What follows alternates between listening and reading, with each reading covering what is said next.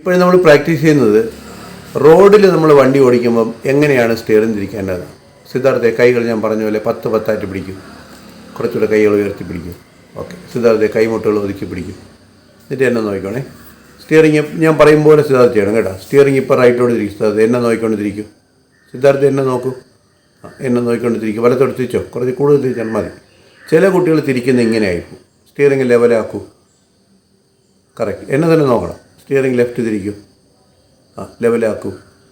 അപ്പോൾ ചില കുട്ടികൾ റോഡിൽ നമ്മളെ ക്ലാസ്സുകളിലൊക്കെ ഇങ്ങനെ ഓവറായിട്ട് സ്റ്റിയറിംഗ് തിരിച്ചോളെ.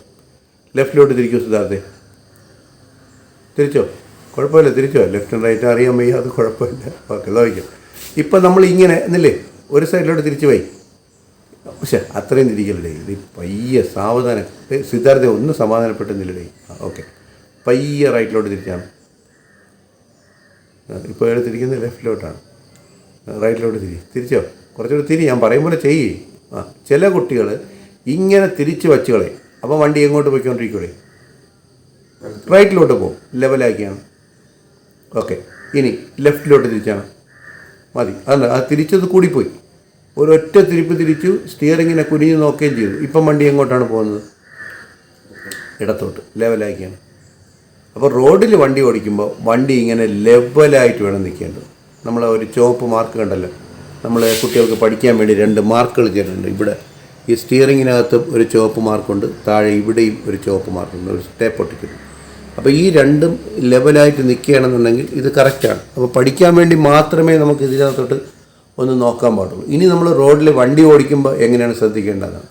സിദ്ധാർത്ഥ കൈകൾ ഉയർത്തിപ്പിടിച്ചാണ് 10-10. സിദ്ധാർത്ഥിൻ്റെ കൈ എപ്പോഴും 3-9 ഇരിക്കുന്നു. ഓക്കെ. കൈമുട്ടുകൾ ബെൻഡാക്കി പിടിച്ചോ. എന്നിട്ട് എന്നെ തന്നെ നോക്കണം. ഞാൻ പറയും പോലെ ഒരു പോയിൻ്റ് മാത്രം സ്റ്റിയറിംഗ് റൈറ്റിലോട്ട് തിരിക്കൂ. മതി എന്ന് പറയുമ്പോൾ ലെവലാക്കണം. കറക്റ്റ്. അല്പം ഓപ്പോസിറ്റ് തിരിക്കൂ. ലെവലാക്കൂ. വീണ്ടും അപ്പുറത്തോട്ട് തിരിക്കൂ. ലെവലാക്കിക്കൂ. വീണ്ടും ഇപ്പുറത്തോട്ട് തിരിച്ചോ. ലെവലാക്കിക്കൂ. ഇങ്ങനെ നിർത്താതെ അങ്ങനെ ചെയ്തുകൊണ്ടിരുന്നതാണ്.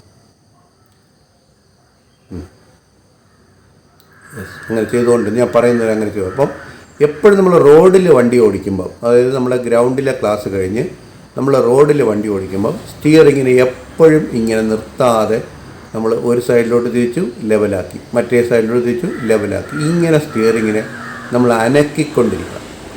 അപ്പോൾ ഇങ്ങനെ സ്റ്റിയറിങ് അനക്കിക്കൊണ്ടിരിക്കുന്ന കുട്ടികൾക്ക് സ്റ്റിയറിംഗ് ബാലൻസ് പെട്ടെന്ന് കിട്ടും എന്നുള്ള കേസ് 100% ഉറപ്പാണ്.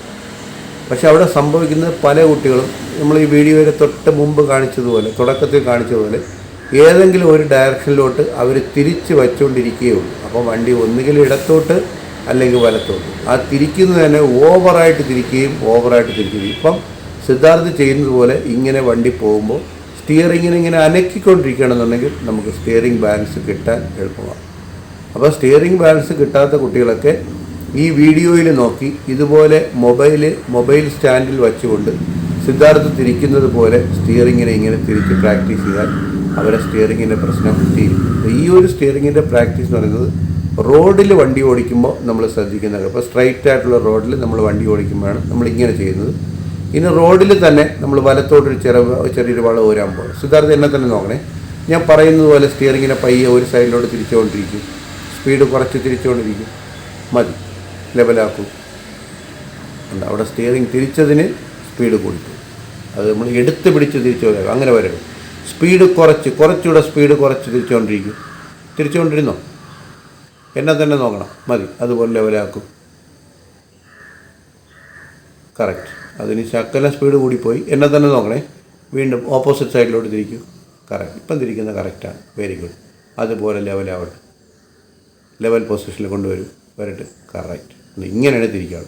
വീണ്ടും അടുത്ത വളവ് ലെഫ്റ്റിലോട്ട് തിരിച്ചോ. ഏതെങ്കിലും സൈഡിലോട്ട് തിരിച്ചിട്ട് ആ ഇടത്തെ കൈ അങ്ങ് മാറ്റി തിരിച്ചുകൊണ്ടിരുന്നോ. അപ്പോഴും തിരിച്ചുകൊണ്ടിരിക്കണം. മതി. അതുപോലെ റിട്ടേൺ ചെയ്താണ്. Very good. കറക്റ്റ്. അതുപോലെ റൈറ്റിലോട്ട് തിരിച്ചാണ്. ആ കൈ അങ്ങ് മാറ്റണം. മതി. അതുപോലെ റിട്ടേൺ. ഇപ്പോൾ ചില വളവുകൾ റോഡിൽ തന്നെ നമുക്ക് ഇത്രയും തിരിക്കേണ്ടി വരും. എന്നിട്ട് വീണ്ടും നമ്മൾ ആദ്യം ചെയ്തതുപോലെ സ്റ്റിയറിങ്ങിനെ അങ്ങനെ അനക്കിക്കൊണ്ടിരിക്കും. പക്ഷേ കൈകളുടെ ഡയറക്ഷൻ 10-10. അത്രയും വേണ്ട. അത് അളവ് കൂടുന്നു. നോക്കിയാൽ അറിയാത്ത രീതിയിൽ മാത്രം. Very good. Correct. Very good. അങ്ങനെ എവിടെ ലെഫ്റ്റ് തിരിച്ചു 11, റൈറ്റ് തിരിച്ചു 11, റൈറ്റ് തിരിച്ചു 11, ഇങ്ങനെ ചെയ്തുകൊണ്ടിരിക്കും. Correct, very good. Okay, correct. ഇനി നമുക്കൊരു വളവിൽ നമ്മൾ വണ്ടിയെ ഫുൾ ടേൺ സ്റ്റിയറിംഗ് തിരിക്കുകയാണ്. എന്നെ നോക്കി സ്റ്റിയറിങ്ങിനെ ഒരു സൈഡിലോട്ട് തിരിക്കും, കൈകൾ മാറ്റി തിരിക്കും. Very good. തിരിച്ചോ, വെരി ഗുഡ്, സൂപ്പർ. ആണ് ഇത്രയേ ഉള്ളൂ. അടിപൊളിയായി, മിടുക്കനായി. ഇപ്പം വണ്ടി ഒരു വളവ് തിരിഞ്ഞു. അപ്പോൾ വളവ് തിരിയുന്നതിന് തൊട്ട് മുമ്പ് തന്നെ റിട്ടേൺ ചെയ്ത് തുടങ്ങണം. 2 റൗണ്ട് തിരിക്കും. 1, വെരി ഗുഡ്, സൂപ്പർ, അടിപൊളിയാണ്. ഇനി ഇപ്പുറം സൈഡിലോട്ട് തിരിക്കും. Very good. എന്നെ നോക്കിക്കൊണ്ടു തിരിക്കുക. കറക്റ്റ്, മതി. ഇനി അതുപോലെ റിട്ടേൺ തിരിച്ചു തിരിക്കും. അല്ല, അത് കുളമായിരിക്കും.